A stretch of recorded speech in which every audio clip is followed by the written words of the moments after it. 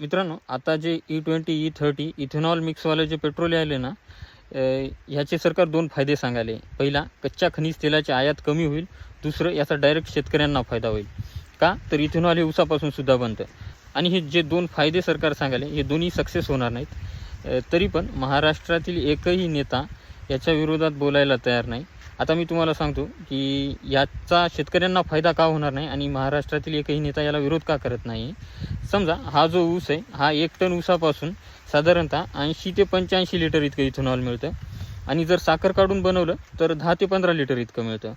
आणि जवळपास महाराष्ट्रातल्या 96 कारखान्याजवळ स्वतःचे इथेनॉल डिस्टिलरी युनिट आहेत. त्यामुळे ते आता काय करू शकतात की आता मागणी वाढेल, मागणी वाढल्यामुळे भावही कदाचित जास्त मिळेल. त्यामुळं हे साखरेचं प्रोडक्शन हे थोडंफार कमी करतील आणि इथेनॉल बनवण्यावर जास्त भर देतील. आणि हा जो अतिरिक्त नफा मिळेल तो नफा त्यांनी कारखान्याच्या जो शेवटचं एक्सपेंडिचर असतं त्याच्यात हे अतिरिक्त नफा मिळालेला खर्चात बरोबर ॲडजस्ट करून देतील आणि असं दाखवतील की कारखाना अजूनही घाट्यातच चालू आहे. तरी पण आम्ही हा कारखाना चालवायलो कारण की आम्हाला जनतेची सेवा करायची. मित्रांनो, हे माझं वैयक्तिक मत आहे. बाकी तुमचं मत वेगळं असू शकतं, ते तुम्ही मांडू शकता. धन्यवाद.